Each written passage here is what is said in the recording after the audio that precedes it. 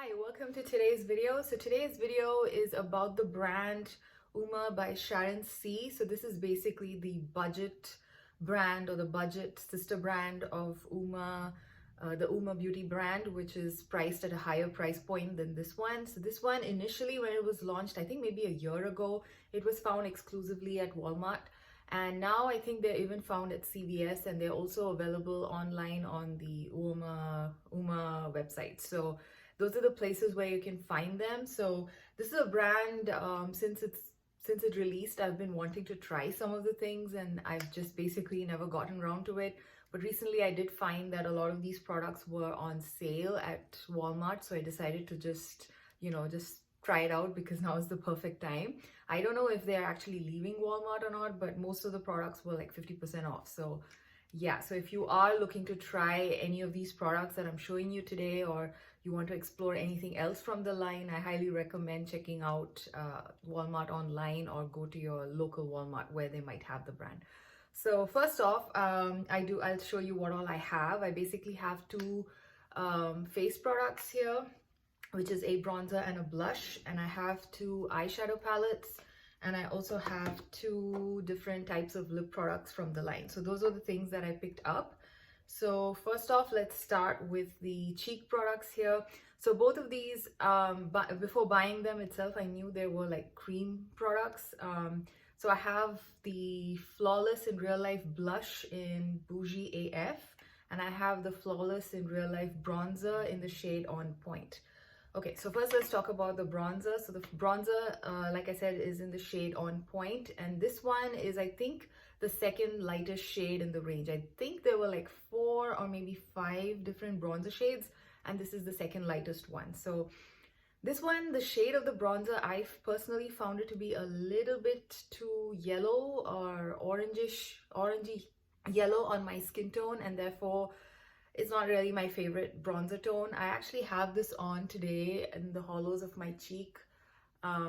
Yeah, not really contouring, but just very slightly I've put it in there, and yeah, it's okay, but it's not like my perfect bronzer shade.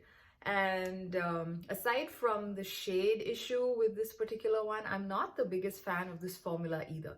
Now, one of my concerns is that I don't know if this product actually dried up, or if it's supposed to be this particular texture, because it's got a very funny waxy texture. When I first initially, going in, I knew this was a cream product, so I assumed it's going to be either a very balmy type of cream product, or if it's going to be like a putty texture like the ColourPop products. But this is kind of like almost like waxy, and it's a bit difficult to pick up on a dense cream brush. And I generally like to use all my cream products, cream bronzers, with a dense cream brush, which can basically blend it nicely into my skin. And yeah, this doesn't pick up that well with that particular brush. I'm using a Zoeva brush for that, and it didn't pick up too well. And then yeah, it's okay. It's a very average blush in my book. Like I said, the texture kind of drew me off. So as you can see, it's not putty, it's just, I don't know, it's very funny. I don't know if you can see, I've picked up the product. It is very much like a cream to powder type of a formula, and in the pan it is very waxy feeling. So yeah, that's the best way I can describe this one. And yeah, this is not really my favorite product, and I don't think I would recommend this one. The product itself is actually made in Italy, and you get like 3 grams of product, and I think the price, original price, is like some 10 or 12 bucks. And yeah, I don't know, I mean, I wouldn't spend that kind of money on this one. I think right now there are just so many great cream products even at the drugstore that you don't need to, buy something like this. I don't know, it just doesn't, it's not my thing. Now, the next product that I want to talk about is also another face product, and this one is the blush in the shade Bougie AF. Now, I think they have, again, like 4 shades of blush, and they sort of kind of categorize the blushes also based on your skin tone, and I think this was for the lightest skin tones, if I'm not mistaken. I think so. Yeah, again, the same texture. It has the same cream to powder type of texture. But this one, initially, when I saw it online, initially, I didn't know that this was like this shimmery. It's like super shimmery. It's like very visible specks of glitter on your cheeks when you wear this, and that's what I don't like about it. Yeah, the base pigment to this blush is actually a very nice peachy color. So if you like peachy golden type of shades, this would work, but I just wish that they didn't have this much of shimmer. So when I apply this blush on my cheeks, what I notice more than the actual base pigment is that the ton of shimmer that it has, and therefore not a big fan. But however, I've kind of recently made it work by pairing this with some of my cream blushes which have no shimmer in them. For example, today I'm actually wearing this on my face along with Pacifica's Fluffy Blushy in, I think, the shade Purple Haze. So that one, actually, with a stippling brush, it gives me a very nice watercolor type of look on the cheeks. I generally love wearing it on its own, and I decided to pair this one up with that. So it kind of gives just the right hint of shimmer by going very light-handedly with this, and paired with, like, you know, the peach and that pink together, mixed together and formed a nice shade on my cheeks. So overall, I like the mixing of the two blushes, but on its own, I'm not really the biggest fan. And maybe the other shades in the range are not this shimmery. If I remember right, in the pictures online, it doesn't look like the other shades of blush are shimmery like this. I think this is the only shimmery one, and unfortunately I picked up this super shimmery one. Usually I'm okay with shimmery blushes, but this one is just too much, and you can actually see it on your cheeks, especially when you go out in the sun. You can see like shimmer, shimmer, shimmer, shimmer, shimmer. It just looks a little bit off.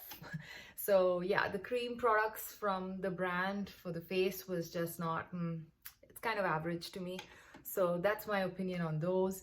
Now let's talk about the eyeshadow palettes. Now, I've heard really good things about Uoma Beauty's, you know, the original higher end brand. Their eyeshadows are generally considered to be really good quality. So therefore I was very curious to know how these, you know, the budget version of the brand, how they've done their eyeshadows. And I'm actually very impressed and surprised as well, because I wasn't really expecting that much from this. In fact, I actually had higher hopes for these than for these, and in the end I'm actually pretty pleased with these. So I have two of these eyeshadow palettes. The first one is in the shade Dreaming, and the second one is in the shade Big Spender. So the shade Dreaming, out of these two, initially I was just planning to buy this one because this is basically my type of shades. It's more neutral. This one is a little bit more colorful with that green and that kind of I don't know, a more yellow gold. Usually not the type of shades I wear, but you know, it was kind of unique, and which is basically why I decided to pick this one up as well. So yeah, so I picked both of these up. And today I'm actually wearing this particular one on my lids. I have the shade, I think they are shade names, but I will just point them out. So I have this in the crease, and I have this particular shimmery topper type of shade on all over my lids. Now this one is very much like a topper shade. You really have to pack it on to get some level of that foiled type of metallic finish. However, this one here, the second shade here, is more of a traditional metallic shade. So this is a little bit more of a topper, and this is metallic, and these two are mattes. So this particular eyeshadow palette, I like the packaging as well, although it is, you know, cardboard packaging. It kind of looks nice. It has this little thing here which kind of holds it in place. And yeah, overall I like it. This product is also made in the USA, which is also a good thing to me. And yeah, overall I'm pretty happy with it. And for a drugstore quad, I think it performs really well. So I highly recommend this eyeshadow palette. And of course, if you're a little bit more adventurous with color, I highly recommend checking out Big Spender. And also they have another slightly more warmer quad, which I think has very orangey coppery type of shades. And this one is the other one which I have, which is called Big Spender. And yeah, I will just show you. This one, actually, I haven't really played with it much because of how different these are from the type of shades I wear on a regular basis. This quad, I've actually played with it a little bit more than this one. And yeah, I mean, they're very smooth metallics. This particular quad, unlike the previous one that I just showed has actually has 3 shimmers, which are like your traditional metallic shades. And yeah, it doesn't have that topper kind of shade that this one has, and it has 1 matte, this particular quad. So yeah, as you would see in the swatches for both of these eyeshadow palettes, they do perform really well. And I've actually swatched these palettes using a brush and no primer, so you can see how it actually works with a brush versus you know, finger swatches. And yeah, like I was saying, I'm very impressed with the quality of these shadows, and they also seem to stay put with a primer. I always tend to use a primer on my eyes. And yeah, I do have dry lids, so I generally don't have issues with eyeshadow creasing. For me, it's more about fallout, and yeah, these don't have much fallout, so I'm pretty happy that way with them. And this one, the quad Dreaming, is basically my favorite out of the 2 because of how neutral it is, but it's still a more warm tone palette.